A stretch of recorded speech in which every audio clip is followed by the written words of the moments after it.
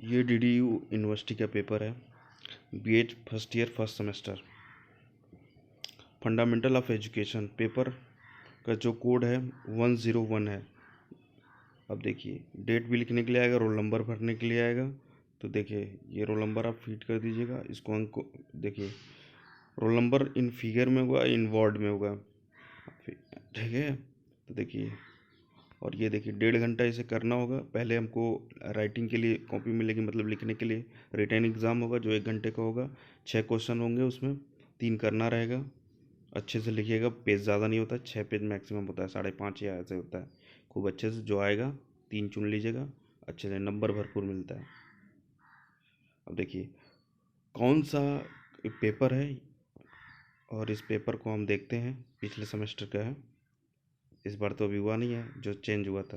अब देखिए, कौन सा कार्य विद्यालय के कार्य से सीधे संबंधित नहीं है।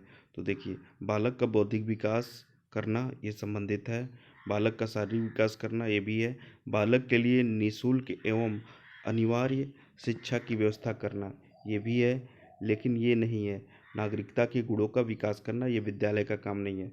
अब देखिए अगला क्वेश्चन, माध्यमिक शिक्षा की निम्न में से कौन समस्या है। तो उद्देश्यहीनता, अपव्यय एवं अवरोधन, एक रूपता का अभाव, उपरोक्त सभी। नाम से ही लग रहा है सारा मतलब निगेटिव वर्ड है, तो इसलिए क्या हो जाएगा, उपरोक्त सभी हो जाएगा। चलिए, राष्ट्रीय शैक्षिक अनुसंधान एवं प्रशिक्षण परिषद का उद्देश्य क्या नहीं है। अब देखिए इस क्वेश्चन को अच्छे से देखते हैं। शिक्षा के समस्त क्षेत्रों में अनुसंधान कार्य करने तथा उसकी प्रगति और समन्वय के प्रयास, ये तो होगा।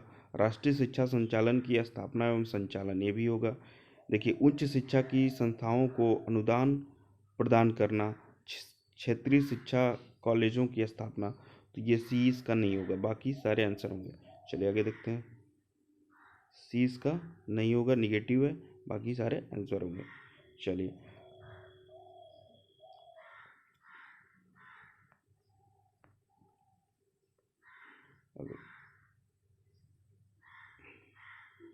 देखिए, मुख्य रूप से शिक्षा के अभिकरण कितने प्रकार के होते हैं। तो एजेंसी कितनी होती है शिक्षा की, 3 होती है, तो याद रखिएगा 3 होती है, फॉर्मल, इनफॉर्मल और नॉन फॉर्मल। फॉर्मल 3 होती है, औपचारिक, निरौपचारिक और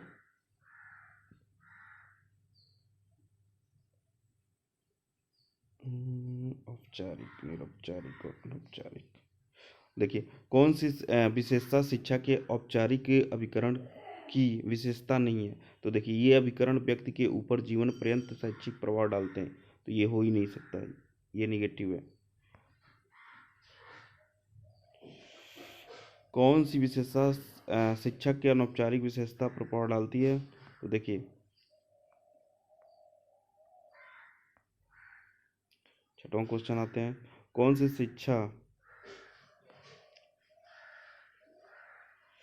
सी विशेषता शिक्षा के अनौपचारिक अभिकरण की विशेषता नहीं है।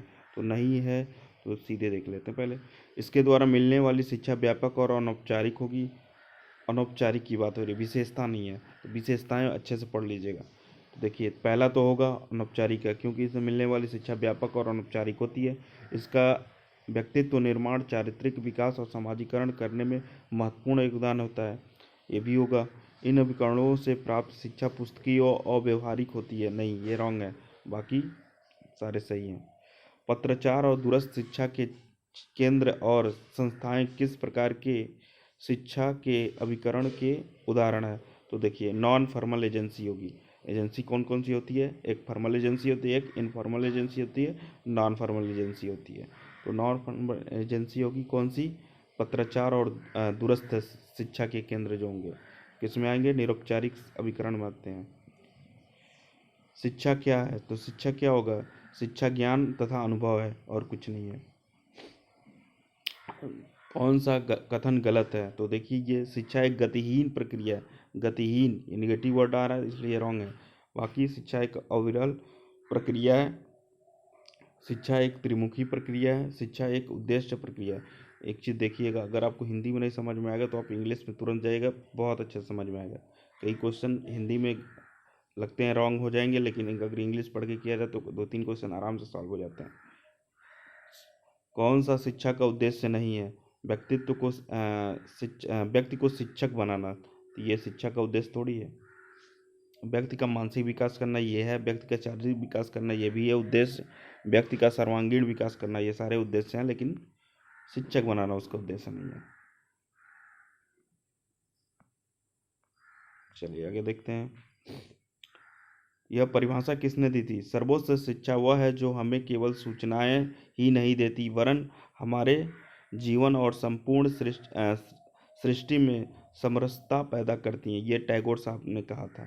कथन बहुत ज़्यादा पूछता है, 2-4 बार देख लीजिए यहाँ पर भी, और जब रिटर्न लिखेंगे तो उसमें भी 2-2 कथन, मतलब किसी का 2-2 जो पूछा रहेगा, फिर भी आप ना पूछा रहे या पूछा रहे, कम से कम कथन 2-2 डाल दीजिएगा। एडुकेशन शब्द किन 2 शब्दों से मिलकर है? ई प्लस ड्यूको से। किससे? ई प्लस ड्यूको से, याद रखिएगा। यह परिभाषा किसने दी थी? राज्य की, देखिए मेरा लग रहा था रॉन्ग है, लेकिन ये सही निकल गया, आज चेक किया हो तो।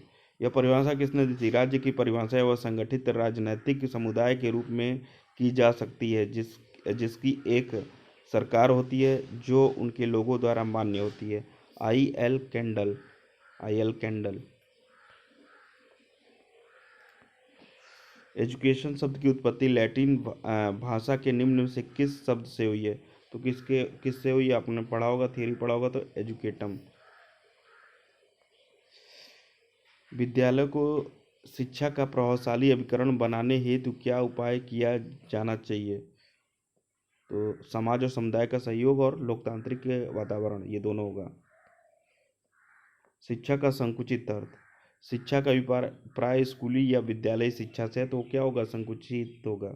और शिक्षा का अभिप्राय जीवन से में प्राप्त अनुभव से होगा, तो व्यापक अर्थ होगा। शिक्षा का संकुचित अर्थ क्या है? इस बार देखिए संकुचित पूछा में भी व्यापक पूछ ले, तो देखिए व्यापक क्या होगा? शिक्षा का अभिप्राय जीवन में प्राय अनुभव से होता है। अभिप्राय जीवन में प्राय अनुभव से, मतलब हम अनुभव से सीखते हैं। सीखने का जो उम्र भर चलता रहेगा वो क्या होगा? व्यापक होगा।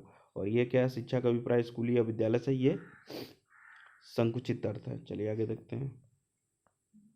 शिक्षा की प्रवृत्ति क्या होती है? शिक्षा कला है, शिक्षा शास्त्र कला है, मतलब ये पूछा हुआ है। शिक्षा शास्त्र की प्रवृत्ति क्या होती है? शिक्षा शास्त्र कला है और विज्ञान दोनों है, तो याद रखिएगा। औपचारिक शिक्षा में शिक्षा के किस अर्थ को लिया गया है? तो संकुचित। औपचारिक में क्या हो जाएगा? फॉर्मल एजेंसी है ना, तो ये क्या हो जाएगा? ये संकुचित अर्थ होगा।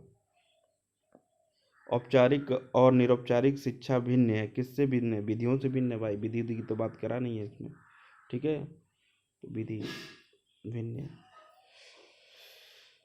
पाठचर्या में होगा, उद्देश्य में भी होगा, मूल्यांकन में भी होगा, लेकिन इसमें नहीं होगा, भिन्न है ये।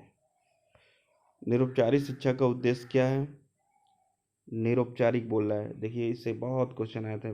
Non formal education, formal education और इनफॉर्मल एजुकेशन, ये अच्छे से पढ़ लीजिएगा।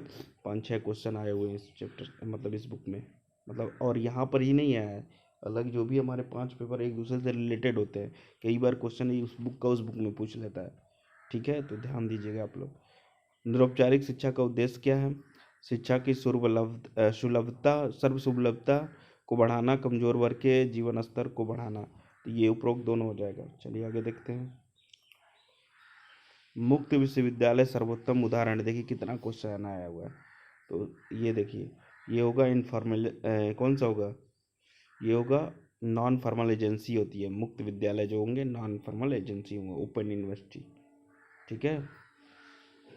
तो ये फॉर्मल एजुकेशन और non formal education, informal education, सारा एजेंसी पढ़ डालिएगा अच्छे से।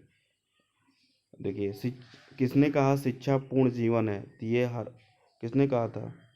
हर्बर्ट स्पेंसर ने कहा था। हर्बर्ट स्पेंसर ने कहा शिक्षा का समाज के प्रति कार्य है, सारे कार्य होंगे। सांस्कृतिक विरासत का संरक्षण करना, सामाजिक सुधार व प्रगति, बालक का असामाजिकरण करना, उपरोक्त सभी होगा। शिक्षा का व्यक्ति के प्रति कार्य है, उपरोक्त सभी होंगे। आवश्यकताओं की पूर्ति, चारित्रिक विकास, अनुभवों का पुनर्गठन। किसने कहा विद्यालय माँ के घुटने में होती है? विद्यालय किसने कहा? देखिए ये किसने कहा था? कैमेनियन ने कहा था। कैमेनियन, इसने मेरे दोस्त ने इसे बताया था। विद्यालय माँ के घुटने में होती है। कमेनियन। देखिए दूसरे से पूछने से, अगर अच्छा दोस्त है तो दो दो हेल्प करेगा, अच्छे से पढ़ने भी तो अच्छा होना चाहिए। अगर वो दोस्त मतलब अगल बगल अगर सही नहीं पढ़े तो किसी से मत पूछिएगा, अपना कीजिएगा। अगर आपको 30 भी क्वेश्चन आएगा और 10 नहीं आता है, अगर आप मार के आएंगे तो उसमें भी 2-3 सही हो जाएगा। 33-34 क्वेश्चन आप सही कर ले जा सकते हैं। हर पेपर में नहीं, लेकिन एवरेज 4 पेपर में तो सही करेंगे। एक पेपर टफ आता ही है, तो उसमें भी अगर एवरेज 25-26 कर लेंगे तो मेंटेन हो जाएगा। अब देखिए, कौन सा कार्य राज्य के शिक्षा संबंधित कार्य से अलग है? विद्यालय के लिए बालकों को तैयार करना, ये राज्य के शिक्षा संबंधित कार्य से एकदम अलग है। और देखिए क्या कार्य हैं? विद्यालयों की स्थापना करना राज्य का काम है। शिक्षा के प्रति जागरूकता उत्पन्न करना इसका कार्य है।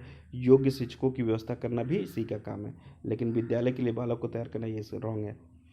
चलिए आगे देखते हैं। माध्यमिक शिक्षा का राष्ट्रीय पोषाहार सहायता कार्यक्रम कब शुरू किया गया था? तो ये होगा 1995 में। सर्व शिक्षा अभियान की शुरुआत किस सन में की गई थी? सन 2001 में, याद रखिएगा। सर्व शिक्षा अभियान सन 2001 में। भारत में मोटे रूप से कितने प्रकार की प्रारंभिक शिक्षा संस्थाएं पाई जाती हैं?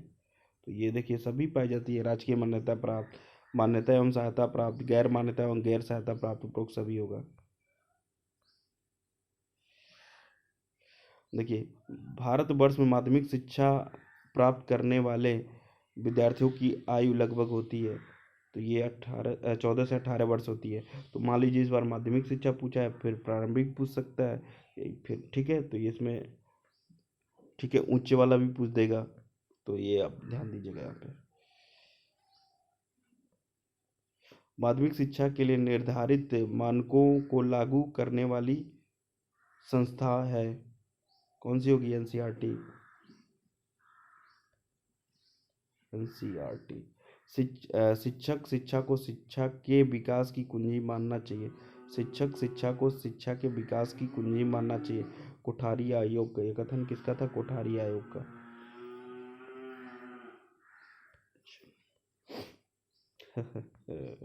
राष्ट्रीय शिक्षक परिषद, राष्ट्रीय शिक्षा शिक्षक परिषद का कार्य क्या नहीं है? देखिए क्या नहीं है? महाविद्यालयों का मान्यता प्राप्त करना, ये इसका कार्य नहीं है। ठीक है, क्योंकि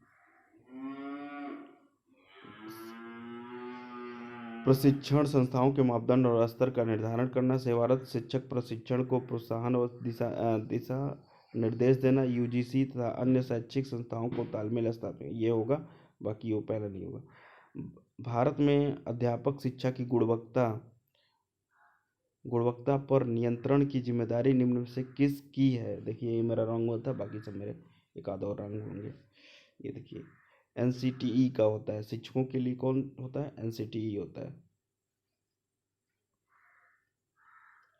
किसने कहा विद्यालय मनुष्य द्वारा निर्मित वे संस्थाएं हैं जिसका उद्देश्य बच्चों को सुसमायोजित और समाज के कुशल सदस्य बनाने में सहायता करना है? और आज का था ये, याद रखिएगा। विद्यालय मनुष्य द्वारा निर्मित वे संस्थाएं जिसका उद्देश्य बच्चों को सुसमायोजित और समाज के कुशल सदस्य बनाने में सहायता करना है। देखिए मैंने एक ही बार पढ़ा है और सीधे आपको बता दिया, तो इसलिए थोड़ा बहुत अगर लैंग्वेज बोलने में दिक्कत होगी तो कोई समझ जाएगा, क्योंकि इतना टाइम नहीं होता है कि 4 बार पढ़ा जाए फिर उसको वीडियो बनाया जाए। तो मैं आप लोगों के लिए हेल्प के लिए बनाया हूँ।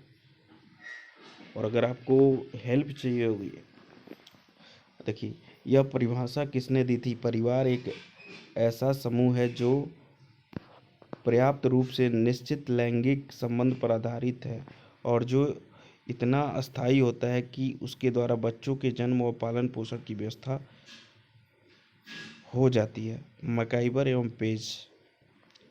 कौन होगा? मैकाइवर एवं पेज।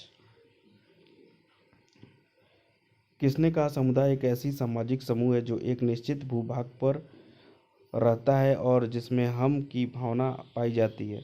ये बोगार्ट्स का है, याद रखिए, बोगार्ट्स।